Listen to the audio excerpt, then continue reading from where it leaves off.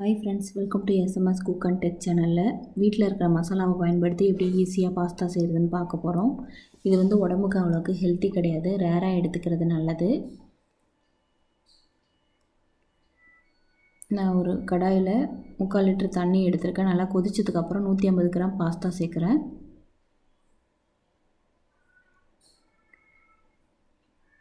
இதுக்கு தேவையான அளவு உப்பு சேர்க்குறேன்.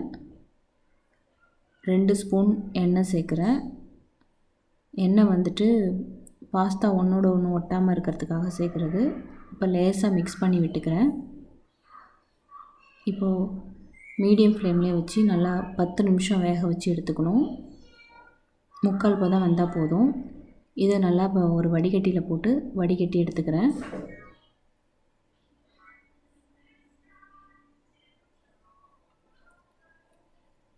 இப்போது தண்ணியெல்லாம் நல்லா வடிஞ்சிடுச்சு. இப்போ இந்த கடாயில் இருக்க தண்ணியை ஃபில்ட்ரு பண்ணிட்டு இதே கடாயில் 2 ஸ்பூன் எண்ணெய் விட்டுருக்கேன். 1 ஸ்பூன் அளவுக்கு நறுக்கின இஞ்சி பூண்டு சேர்த்துருக்கேன். இதை லேசாக மிக்ஸ் பண்ணி விட்டுக்கிறேன். ஒரு பெரிய வெங்காயம் எடுத்து மீடியம் சைஸில் கட் பண்ணியிருந்தேன், அதையும் சேர்த்து நல்லா வதக்கிக்கிறேன்.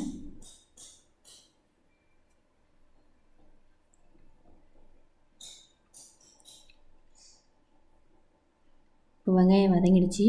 3 மீடியம் சைஸ் தக்காளி எடுத்து கட் பண்ணி வச்சுருந்தேன், இதையும் சேர்த்து நல்லா மிக்ஸ் பண்ணி விட்டுக்கிறேன். தக்காளி கம்மியாகவும் சேர்க்கக்கூடாது, அதிகமாகவும் சேர்க்கக்கூடாது. கரெக்டான அளவில் சேர்க்கும்போது டேஸ்டியாக இருக்கும். ஒரு வெங்காயத்துக்கு 3 தக்காளிங்கிற விதத்தில் எடுத்துக்கோங்க. ஒருவேளை நீங்கள் தக்காளி அதிகமாக எடுத்துட்டீங்க, புளிப்பாக இருக்கிற மாதிரி இருந்தால் கடைசியாக ஜீனி 1 ஸ்பூன் சேர்த்துக்கோங்க. இப்போது பீன்ஸு, கேரட், பட்டாணி இது 3ம் சேர்ந்து 1 கப் அளவுக்கு எடுத்து நல்லா மிக்ஸ் பண்ணி விட்டுக்கிறேன். உங்களுக்கு என்ன காய் விருப்பமோ அதை நீங்கள் எடுத்துக்கலாம். இப்போது இந்த மசாலாவுக்கு தேவையான உப்பு மட்டும் போட்டு நல்லா மிக்ஸ் பண்ணி விட்டுக்கிறேன். 4 காஞ்ச மிளகாய் மிக்சியில் அரைச்சி வச்சுருந்தேன் குறைன்னு, அதையும் சேர்த்துருக்கேன். 1 ஸ்பூன் சிக்கன் மசாலா சேர்த்துருக்கேன். சிக்கன் மசாலா, மட்டன் மசாலா எது இருந்தாலும் சேர்த்துக்கலாம், நல்லாயிருக்கும். சோம்புத்தூள் 1 ஸ்பூன் சேர்த்துருக்கேன். இப்போ இது எல்லாத்தையும் நல்லா மிக்ஸ் பண்ணி விட்டுக்கிறேன். நீங்கள் கரம் மசாலா வேணால் சேர்க்கலாம், ரொம்ப கம்மியாக சேர்த்துக்கோங்க. 1 ஸ்பூன் பட்டர் சேர்த்துருக்கேன். 1 கப் தண்ணி சேர்த்து நல்லா மிக்ஸ் பண்ணி விட்டுக்கிறேன்.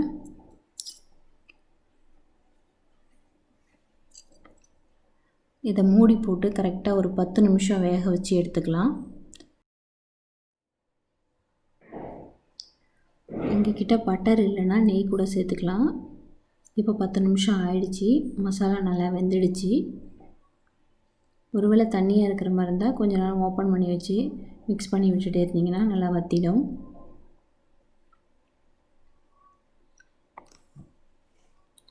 இப்போது இந்த பாஸ்தா சேர்க்குறேன்.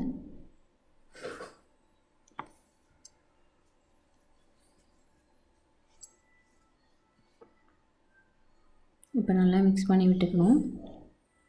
பாருங்கள், நல்லா குழையில நல்லா இருக்குது. நீங்கள் ஃபஸ்ட்டே நல்லா குழைய வேக வச்சிட்டிங்கன்னா கிண்டும் போது எல்லாமே குழஞ்சி போயிடும். நம்ம 3/4 பதம் வேக வைக்கிறது தான் கரெக்டு முன்னாடியே. இப்போ கொஞ்சமாக கொத்தமல்லி சேர்க்குறேன்.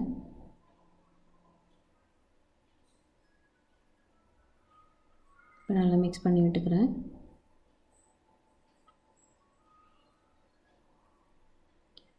இந்த மசாலாலாம் பாஸ்தாக்குள்ளே இறங்கணும். அதுக்காக மூடி போட்டு கரெக்டாக 2 மினிட்ஸ் மீடியம் ஃப்ளேமில் வச்சு வேக வச்சு எடுத்துக்கிறேன்.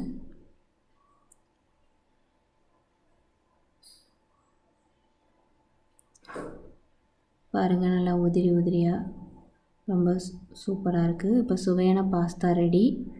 இதை நீங்கள் செஞ்சு சாப்பிட்டு பார்த்துட்டு மறக்காமல் சப்ஸ்கிரைப் பண்ணுங்கள், கமெண்ட் பண்ணுங்கள், லைக் பண்ணுங்கள். நன்றி, வணக்கம்.